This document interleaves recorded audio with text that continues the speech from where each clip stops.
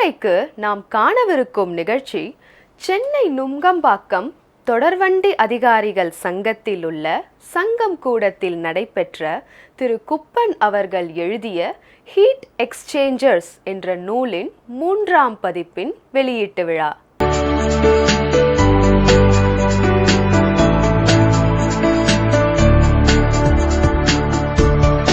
விழாவின் தொடக்கமாக திரு குப்பன் அவர்கள் எழுதிய heat exchangers, thermal design, mechanical design மற்றும் ஆபரேஷன் பெர்ஃபார்மன்ஸ் மெயின்டெனன்ஸ் என்ற 3 நூல்கள் வெளியிடப்பட்டன.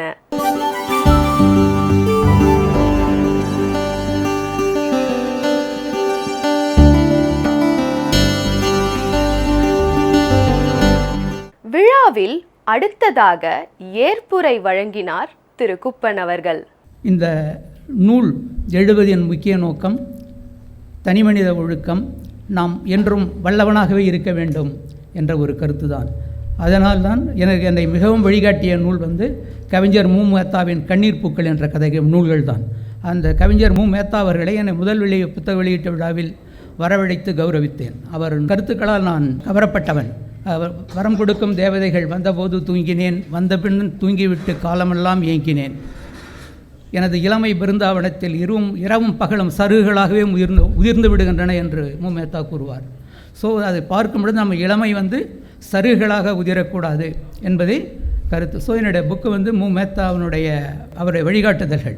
அடுத்ததாக கவிக்கோ அப்துல் ரஹ்மான் அவர்களின் 3 நூல் வெளியீட்டு விழா சுமார் 30 வருடங்களுக்கு முன் ஆரம்பித்தது.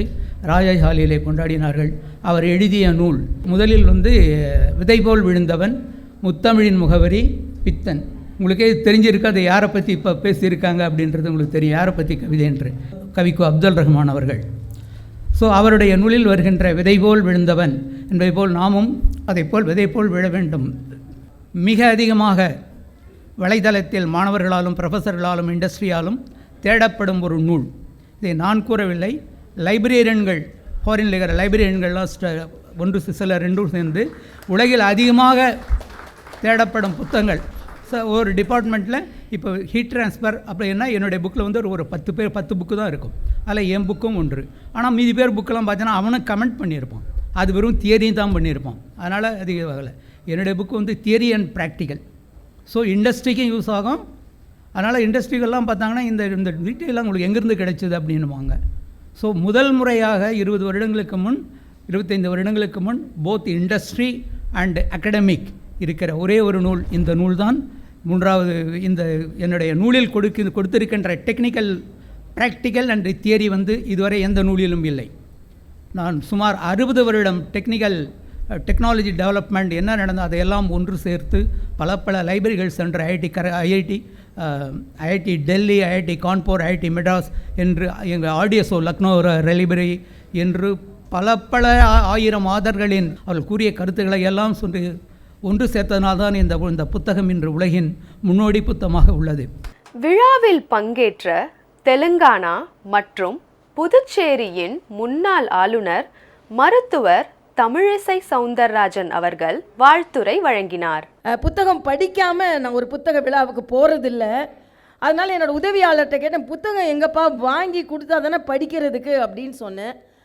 புத்தகம் வந்த உடனே பார்த்தாலே அறிவு பெற்றுவிடும் என்ற அளவிற்கு 3 புத்தகங்களை, அதுவும் 10க்கு 10 அடியில் உட்காந்து எழுதுனேன்னு சொல்கிறார் அவர்.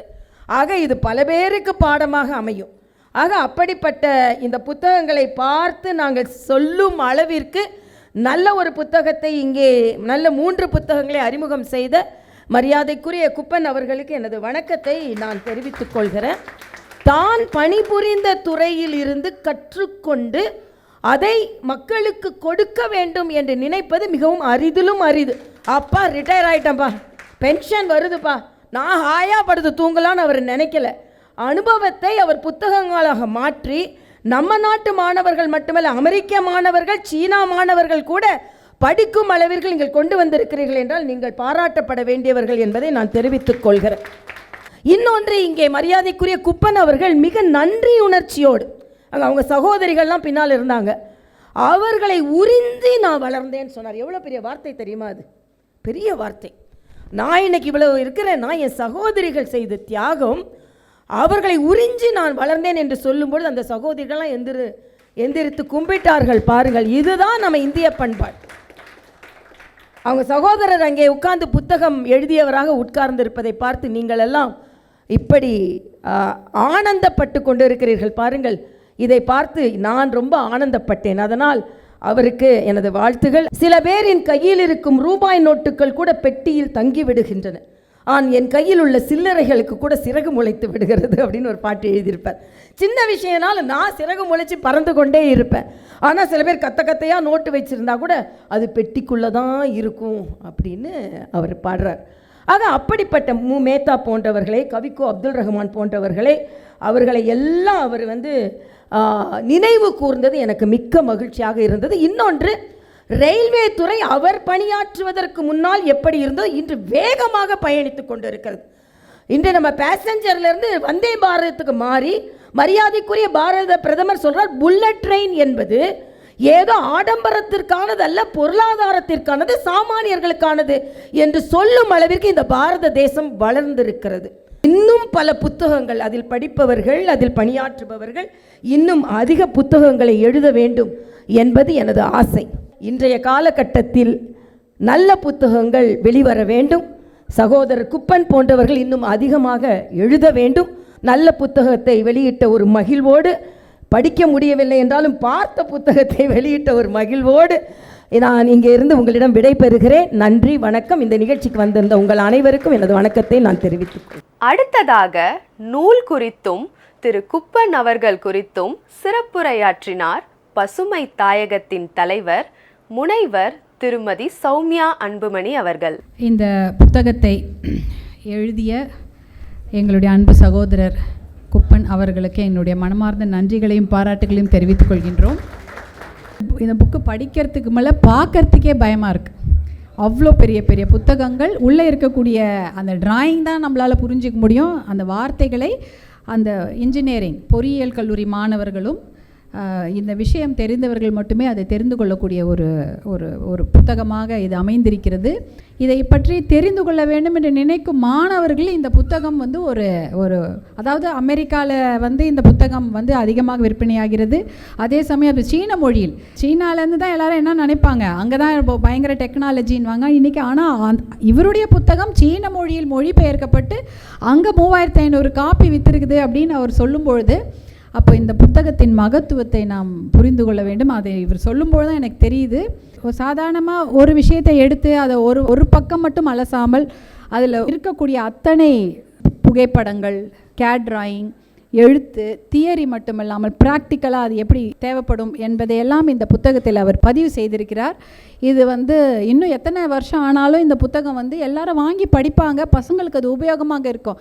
இன்றைக்கி போய் ஏதாவது ஒரு விஷயம் தேடணுன்னா நம்ம லைப்ரரிக்கு போகிறோம். இப்போ யாரும் லைப்ரரிக்கு கூட போகிறதில்ல, கூகுளில் போயிட்டு விக்கிபீடியாவில் போய் சர்ச் பண்ணி எடுத்துக்கிறாங்க. இப்போ இந்த புத்தகங்களுடைய அத்தனை விஷயங்களும் இன்றைக்கி அதில் இருந்ததுக்குன்னா இப்போ டிஜிட்டலில் இருந்தால் பசங்க அதை படிப்பாங்க, நிறைய விஷயங்களை தெரிந்து கொள்வார்கள்.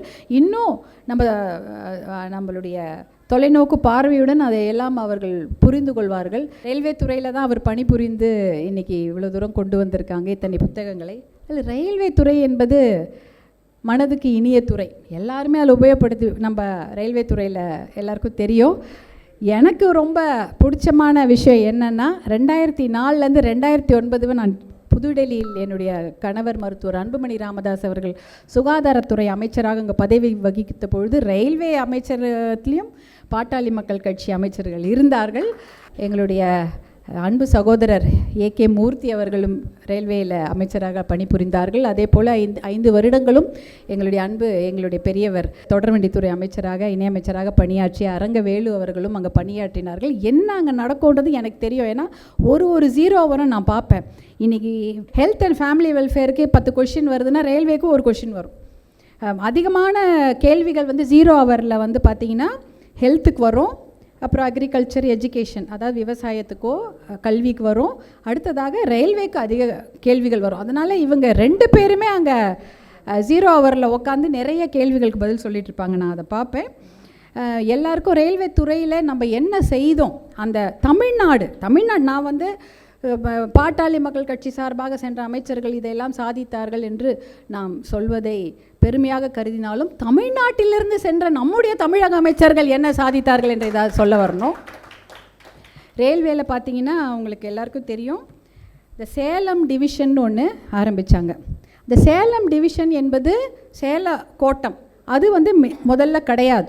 ராஜாஜி அவர்கள் காலத்திலிருந்தும் கர்ம வீரர் காமராஜர் அவர்கள் காலத்திலிருந்தும் சேலம் தனியாக ஒரு கோட்டம் வேண்டும் என்று கேட்டுக்கொண்டிருந்தார்கள். ஆனால் அது அப்போ நடக்கலை.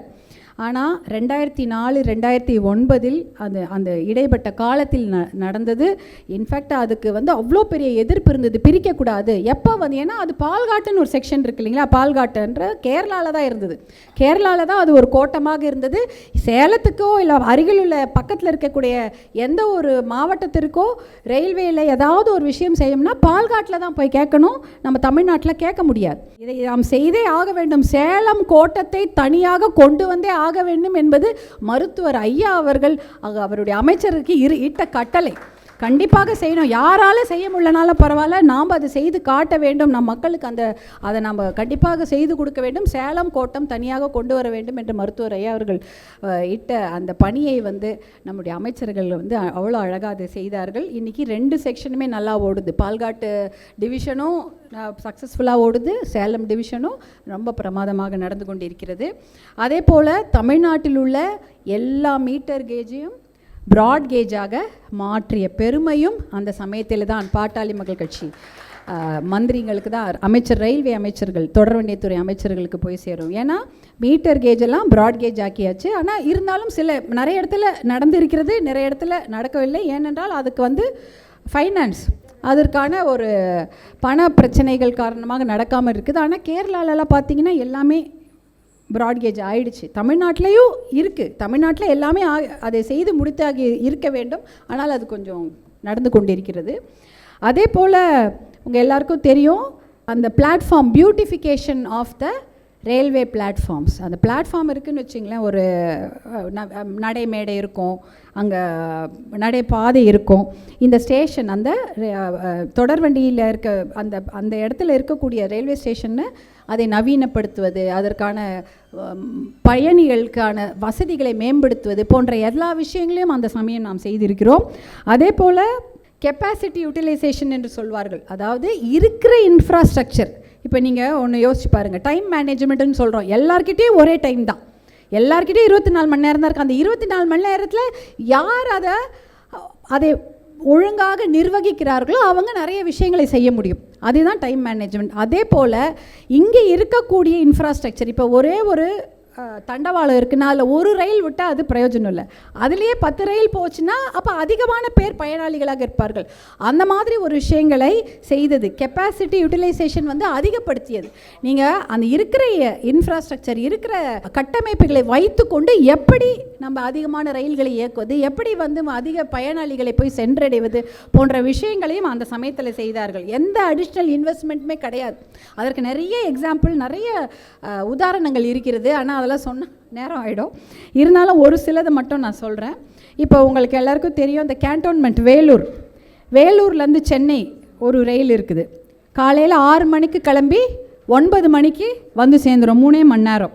அதே போல் சாயங்காலம் 6 மணிக்கு சென்னையிலேருந்து கிளம்பி மறுபடி வேலூருக்கு போய் சேர்ந்துடும்.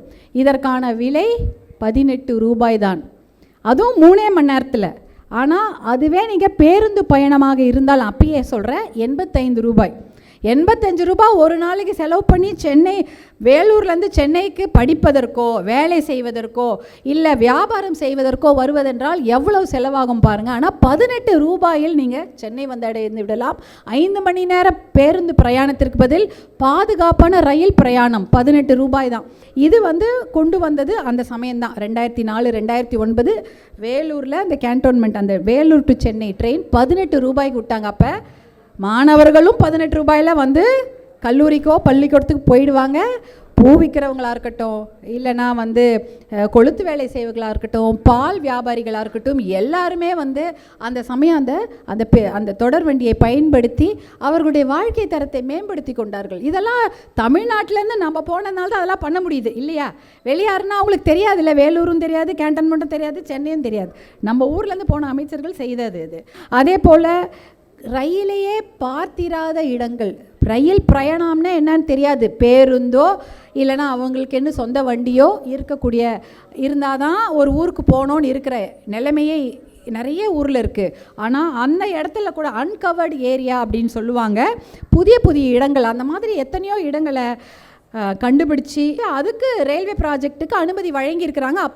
எப்போ நம்ம தமிழ்நாட்டிலேருந்து சென்ற அமைச்சர்கள், குறிப்பாக அரங்கவேலு அவர்கள் வந்து அதை செய்திருக்கிறார்கள். நீங்கள் பார்த்தீங்கன்னா பெருங்குடி, சென்னை, மகாபலிபுரம், பாண்டி, கடலூர், அதுக்கு ஒரு ரயில் திட்டம் இருக்குது. அதுவும் ப்ரீஎம்ப்ட், அது வந்து யாருமே மாற்ற முடியாது, இருக்குது, போய் கேட்டு நம்ம வாங்கணும்.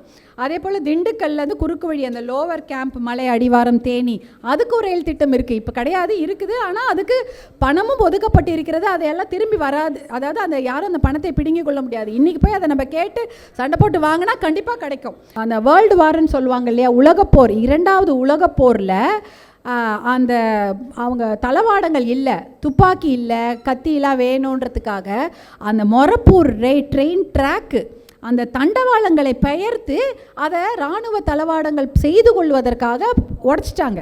அதனால் பார்த்திங்கன்னா அங்கே பெரிய கேப் இருக்கும் அந்த மொரப்பூரில். ஆனால் அந்த மொரப்பூர் அந்த ட்ராக் இருந்திருந்தால் மக்கள் வந்து ரொம்ப ஒரு 2 மணி நேரம் 3 மணி நேரத்தில் அவங்க வந்து அவங்களுடைய இடங்களுக்கு போய் சென்றடைந்திருப்பார்கள். தருமபுரிக்கு வந்திருக்கலாம், சென்னைக்கு வந்திருக்கலாம், எதுவுமே கிடையாது, நடுவில் இவ்வளோ பெரிய கேப்பு. அதனால் எல்லாம் சுற்றிட்டு தான் போவாங்க. 1 மணி நேரத்தில் வரக்கூடிய இடத்துக்கு ஒரு 6 மணி நேரம் சுற்றிக்கிட்டு தான் அவங்க போகணும். இந்த மொரப்பூர் ரயில்வே திட்டம் மட்டும் செயல்படுத்தப்பட்டு விட்டால் தருமபுரி மக்களுக்கு வந்து ரொம்ப ஈஸி, அவங்க வந்து ரொம்ப எளிதாக எல்லா ஊர்களுக்கும் போய் சேரலாம். ஆனால் அந்த ட்ராக் நடுவில் அவ்வளோ பெரிய இடத்துல கேப் ஆகிடுச்சு.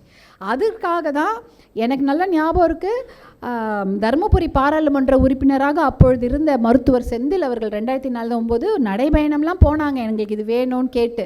அதே போல் 2014 மருத்துவர் அன்புமணி ராமதாஸ் அவர்கள் தருமபுரி பாராளுமன்ற உறுப்பினராக வெற்றி பெற்ற பிறகு எவ்வளோ அதற்காக ஒரு 19 முறை அமைச்சர்களை பார்த்துருப்பாங்க. அமைச்சர்களே மாறிட்டாங்க, 3 அமைச்சர்கள். அவர் முதல்ல பார்க்கும்போது அவர் மாண்புமிகு சதானந்த கவுடா அவர்கள் அமைச்சராக இருந்தார்கள், அடுத்தது மாண்புமிகு சுரேஷ் பிரபு அவர்கள் அமைச்சராக இருந்தார்கள், கடைசியாக மாண்புமிகு பியூஷ் கோயல் ஜி அவர்கள் அமைச்சராக இருந்தார்கள். அவர்கள் வீட்டிலே போய் அவர் உட்காந்து பாரான் 19வது டைம்லாம், நீங்கள் வந்து கொடுக்கலன்னா நான் உங்கள் வீட்டிலே உட்காந்துக்குவேன் சார், எனக்கு வந்து என்னுடைய தொகுதிக்கு மொரப்பூர் ரயில்வே திட்டத்தை நீங்கள் அனுமதி கொடுங்கன்னு. ஆனால் தாயுள்ளத்தோடு அதுக்கு அனுமதி கொடுத்து அதற்கான நிதி ஒதுக்கீடும் செய்தார்கள். மிகப்பெரிய பிரம்மாண்டமாக ஒரு விழாலாம் எடுத்தாங்க. 2019 நினைக்கிறேன் அந்த மொரப்பூர் ரயில்வே திட்டத்தை துவக்கினார்கள். ஆனால் அதற்கப்புறம் அது தொடர முடியாமல் ரொம்ப பொறுமையாக போய்விட்டது. ஏன்னா அதை கொண்டு போய் கேட்கறதுக்கு ஆள் இல்லை. நம்ம போய் கேட்கணும், கேட்டால் தானே செய்வாங்க. எதுவுமே வந்து நம்ம கேட்கணும், அதற்கு தொடர் முயற்சி இருக்க வேண்டும். அதை செய்யறதுக்கு அங்கே அதற்கப்புறம் தருமபுரியில் முடியவில்லை என்பதால் அங்கே அப்படியே அந்த திட்டம் வந்து பொறுமையாக நத்தை வேகத்தில் தான் போய் கொண்டிருக்கிறது. இதெல்லாம் வந்து மருத்துவர் அன்புமணி அவர்கள் வந்து மொரப்பூர் ரயில்வே திட்டத்தை அமைச்சர்கிட்ட கேட்டு அனுமதி வாங்கி அதற்கான நிதி ஒதுக்கீடும் பெற்று அந்த திட்டத்தை துவக்கி வைத்தார்கள். அதை கண்டிப்பாக நிறைவேற்ற வேண்டும். அதற்கான முயற்சிகளை நம்ம தொடர்ந்து செய்து கொண்டிருக்கின்றோம். பாம்பன் ரயில்வே பாலம் உங்கள் எல்லாருக்கும் தெரியும். பாம்பனில் அது வந்து ஒரு கெனால் மாதிரி, அதில் பார்த்தீங்கன்னா இந்த சிசர்ஸ் பிரிட்ஜுன்னு சொல்லுவாங்க. அந்த பிரிட்ஜ் இப்படி 2ஆக பிரியும், அது வழியாக போட்லாம் போகும். ஆனால் அந்த இடத்துல ரயில்வே பாலம் வேணும் என்று யார் கேட்டிருப்பாங்கன்னு நினைக்கிறீங்க? நம்மளுடைய மனதில் நீங்கா இடம் பெற்றிருக்கக்கூடிய ஏபிஜே அப்துல் கலாம் ஐயா அவர்கள் தான் கேட்டாங்க. அந்த பாம்பன் பாலத்தில் மேல் ஒரு ரயில் பாலம் ஒன்று வேணும், பாம்பனில் வேணும், அப்போ தான் அவர் ஊருக்கு போனால் நல்லாயிருக்கும், எல்லோரும் கிராம மக்கள் உபயோகப்படுத்தி கொள்வார்கள் என்ற அந்த ஒரு விருப்பத்தை தெரிவித்த உடனேயே அமைச்சரகத்தில் எல்லாம் இதை பற்றி விவாதித்து 1000 கோடி குளோபல் டெண்டர் இருந்தால் தான் இந்த பாலத்தை கட்டி முடிக்க முடியும்னு சொல்கிறாங்க. அப்பொழுது வந்து நம்முடைய அமைச்சர்கள், தமிழகத்திலேருந்து சென்ற நம்முடைய ரயில்வே அமைச்சர்களான அரங்கவேலுஜி அவர்களும் இவங்கெல்லாம் சேர்ந்து ஒன்று சேர்ந்து இதை பற்றி ஒரு பெரிய ஆராய்ச்சியை செய்து 250 கோடியில் அந்த ரயில்வே பாலத்தை கட்டி முடிக்கிறாங்க. கட்டி முடித்து அவருக்கு பவர் பாயிண்ட் ப்ரெசன்டேஷனில் போட்டு காமிச்சுன்னா அவ்வளோ சந்தோஷப்பட்டுட்டு இது மிகப்பெரிய சாதனை, இதையெல்லாம் நீங்கள் பதிவு பண்ணுங்கன்னு அவர் யார், நம்மளுடைய பிரசிடெண்ட்டாக இருந்தக்கூடிய நம்மளுடைய ஏபிஜே அவர்கள் வந்து சொல்கிறாங்க. இந்த மாதிரி இதெல்லாம் சாதனையெல்லாம் பதிவு பண்ணுங்கள், இதெல்லாம் எவ்வளோ பெரிய விஷயம், மக்களுக்கு சேவை செய்யக்கூடிய விஷயம் அப்படின்ற விஷயத்தெல்லாம் சொல்கிறாங்க. இப்படி நிறைய விஷயங்களை ரயில்வே துறையில் சொல்லலாம். இதெல்லாம் நான் வந்து தமிழ்நாட்டுக்கு மட்டும் சொல்கிறேன். இந்திய ரயில்வே துறையில் நாம் சாதித்தது அதை விட அதிகம். உங்கள் எல்லாருக்கும் தெரியும், நஷ்டத்தில் ஓடிக்கொண்டிருந்த ரயில்வே துறை 89,000 கோடி சர்ப்ளஸில் அந்த சமயம் தான் ஓடுச்சு. அப்போ வந்து அதில் மாண்புமிகு லாலுஜி அவர்கள் வந்து நீங்கள் இதெல்லாம் நல்லா செய்யுங்க அப்படின்னு அவங்களுக்கு வந்து சுதந்திரம் கொடுக்கவும் நிறைய விஷயங்களை நாம் செய்ததுனால தான் இந்தியாவிலே அது வந்து சர்ப்ளஸ் ஆக 89,000 கோடி சர்ப்ளஸாக அது ஓடிக்கொண்டிருக்கிறது. இதெல்லாம் வந்து ஒரு ஃபைனான்ஸ், நம்ம என்ன பண்ணுறோம் இதை பற்றி இது வந்து ஒரு ஓவரால் வியூன்னு நம்ம சொல்லிட முடியாது. ரயில்வே துறையை பொறுத்த வரைக்கும் ஒரு சோஷியல் ஆஸ்பெக்ட்னு பார்த்தீங்கன்னா, வண்டியில் காசு கொடுத்துட்டு ஏறிட்டா அது யாராக ஏழையாக இருந்தாலும் சரி பணக்காராக இருந்தாலும் சரி ஒன்றா உட்காந்து தான் போகணும். இந்த மதமாக இருந்தாலும் சரி எந்த ஜாதியாக இருந்தாலும் சரி எல்லோரும் ஒன்றா உட்காந்து தான் போவாங்க. அந்த ஒரு இந்தியாவை ஒருங்கிணைத்த ஒரு சமூக பார்வையுடைய ஒரு ரயில்வே துறை நிறுவனம். அந்த நிறுவனத்திலேருந்து இன்றைக்கி இவர் வந்து இவ்வளோ பெரிய சாதனைகளை இன்றைக்கி செய்திருக்கிறீங்க. உங்களுக்கு எங்களுடைய மனமார்ந்த வாழ்த்துக்கள் நன்றிகளையும் தெரிவித்துக் கொள்கின்றேன். நாங்களும் பசுமை தாயகம் சார்பாக அடுத்த ஒரு நிகழ்ச்சிகளாக நாங்கள் தயார் பண்ணி கொண்டிருக்கின்றோம். இப்போ ஏன்னா நான் பசுமை தாயகத்துலேருந்து வந்ததுனால அந்த விஷயத்தை சொல்லிக்கொள்கிறேன். ஏன்னா அதிகமான உங்கள் எல்லாருக்கும் தெரியும், நாம் சென்னையில் இருக்கிறோம். நம்ம சென்னையில் வந்து அதிகமாக நம்மளை வந்து எந்த பார்க்குது அப்படின்னு பார்த்தீங்கன்னா, அதிகமான பறவைகள் தமிழ்நாட்டிலேயே வருவக்கூடிய ஒரே இடம் மாநகரம் பார்த்திங்கன்னா சென்னை தானா. தமிழ்நாட்டில் இருக்கக்கூடிய அத்தனை பறவைகளில் 40% வலசை போகும் மைக்ரேட்டரி பேர்ட்ஸ் சென்னைக்கு தான் வருது. அதை பற்றிய ஒரு விழிப்புணர்வு நிகழ்ச்சியை நாங்கள் பசுமை தாயகம் சார்பாக நாங்கள் நடத்த காத்து கொண்டிருக்கின்றோம். ஏன்னா அதிகமான சதுப்பு நிலங்கள் இருக்கக்கூடிய மாநிலமும் தமிழ்நாடு தான். இந்தியாவில் அதிகமான சதுப்பு நிலங்கள் மார்ஷ்லேண்ட்ஸ் வெட்லேண்ட்ஸ்னு சொல்கிறோமே இருக்கக்கூடிய மாநிலம் தமிழ்நாடு தான். அதை எப்படி நாம் பாதுகாக்கிறது? ராம்சார் சைட்டுன்னு சொல்லுவாங்க. அந்த வெட்லேண்ட்ஸ் அதை சுற்றி நாம் எதுவுமே செய்யக்கூடாது. வெட்லேண்டை ப்ரொடெக்ட் பண்ணணும்னா முதல்ல எது வெட்லேண்டுன்னு கண்டுபிடிக்கணும், எது ஈரநிலம், எது சதுப்பு நிலம், எது மார்ஷ்லேண்டுன்னு கண்டுபிடிக்கணும். இவ்வளோ பெருசா இவ்வளோ சின்னதா அதை அளவெடுத்து நாம் அதை கண்டுபிடித்தோம் என்றால் அந்த இடத்துல நாம் நம்மளுடைய இயற்கையை பாதுகாக்கக்கூடிய ஒரு இடமாக அறிவிக்கலாம். அந்த மாதிரி ஒரு நிகழ்ச்சியை பசுமை தாயகம் சார்பாக நாங்கள் கொண்டு செல்ல இருக்கின்றோம். அதற்கு உங்களுடைய எல்லோருடைய ஆதரவும் எங்களுக்கு வேண்டும் என்று கேட்டுக்கொண்டு உங்கள் எல்லோருக்கும் என்னுடைய மனமார்ந்த நன்றியை தெரிவித்துக் கொள்கின்றேன். நன்றி, வணக்கம். நிகழ்ச்சியில் அடுத்ததாக இடம்பெறுவது சென்னை தீநகரில் உள்ள குரு அண்ட் கோ என்ற நிறுவனத்தில் தத்ரூபமாக செயல்படும் கடவுள் சிலைகள் மற்றும் ஆன்மீக குருமார்களின் சிலைகளை பசுமை தாயகத்தின் தலைவர் முனைவர் திருமதி சௌமியா அன்புமணி அவர்கள் பார்வையிட்ட நிகழ்வின் தொகுப்பு.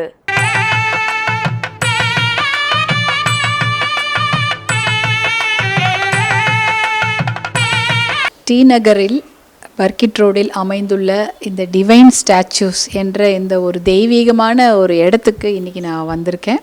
நீங்கள் பார்க்கக்கூடிய இத்தனை இந்த ஆளுயர சிலைகளும் அதில் இன்னும் கூட வெளியில் இன்னும் கூட கடவுளர்களின் சிலைகள், ஆண்டவர்களுடைய சிலைகள்லாம் நிறைய இருக்குது. இதெல்லாம் வந்து சித்தர்களுடைய சிலைகள், நம்மிடையே வாழ்ந்து மறைந்த சித்தர்களான நம்ம கண்ணெதிர்க்க இவங்களெல்லாம் நம்ம பார்த்துருக்கோம். இவங்கெல்லாம் கொஞ்சம் காலத்துக்கு முன்னாடி மக்களுக்கு நல்வழிப்படுத்தி இருக்கிறார்கள். அந்த சித்தர்களுடைய சிலையெல்லாம் நம்ம பார்க்குறோம்.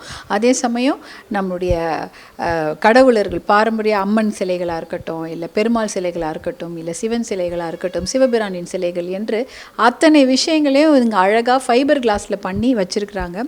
எப்பொழுதுமே நம்ம சொல்லுவோம் இல்லைங்களா ஒரு விஷயம், அதாவது இதை ஒரு கலையை அடுத்த ஜெனரேஷனுக்கு எடுத்துகிட்டு போகணும், இல்லைனா அந்த கலை பாரம்பரிய கலை என்பது அழிந்துவிடும். இப்போ பார்த்தீங்கன்னா இப்போ சொல்லுவாங்க ஒரு பெரிய சிற்பக்கலை ஒன்று ஒரு கலை நுணுக்கமான ஒரு கதவை பார்ப்பாங்க, இதெல்லாம் இப்போ செய்யறதுக்கு ஆளே இல்லைன்னுவாங்க.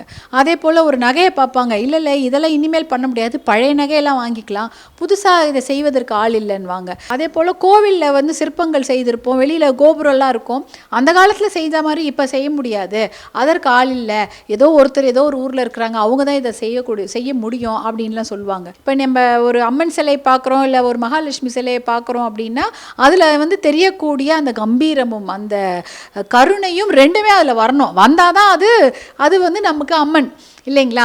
அந்த கம்பீரத்தையும் அந்த கருணையும் அந்த கண்களில் மட்டுமல்ல அந்த உருவ அமைப்புகளிலும் கொண்டு வந்திருக்கிறார்கள். மிகப்பெரிய விஷயத்தை இந்த பகுதியில் இவங்க டிவைன் ஸ்டாச்சு செய்து கொண்டிருக்கிறார்கள். அந்த குழுவிற்கு என்னுடைய மனமார்ந்த வாழ்த்துக்களை தெரிவித்துக்கிறோமா. ரொம்ப நல்லா பண்ணியிருக்கீங்க, ரொம்ப அழகாக அருமையாக இருக்குது. ஒரு அந்த பழைய சில சமயம் பார்த்தீங்கன்னா கை அசைவு அது பார்த்தா நிஜமாவே அவங்க நம்ம இன்னும் கொஞ்ச நேரத்தில் உட்காந்து எழுந்து நம்ம கிட்ட வந்துருவாங்களோ அப்படின்ற மாதிரி தான் அவ்வளோ உயிர்ப்போடு இருக்கக்கூடிய இந்த நிகழ்வுகளை பார்க்குறோம். ஆனால் நம்ம மனதை ஒருமுகப்படுத்த ஒரு உருவம் தேவைன்னா அந்த உருவங்கள்லாம் இங்கே நீங்கள் இருக்குது. அது உருவமாக இல்லை, அது நம்முடைய மனதினுடைய நிழல் தான். அது நம்முடைய மனசில் இருக்கக்கூடிய பக்தியும் அந்த அமைதியும் தான் அந்த உருவமாக நம்ம அங்கே பார்க்குறோம். ஒரு பக்தி பரவசத்தோடு இந்த இடம் அமைந்திருக்கிறது. இது வந்ததில் எனக்கு மிகுந்த மன நிறைவை கொடுத்த ஒரு இடமாக இதை நான் கருதுகிறேன். மிக்க நன்றி, வாழ்த்துக்கள். டிவைன் ஸ்டாச்சூஸ் டீம் மொத்த பேருக்கும் என்னுடைய வாழ்த்துக்கள்.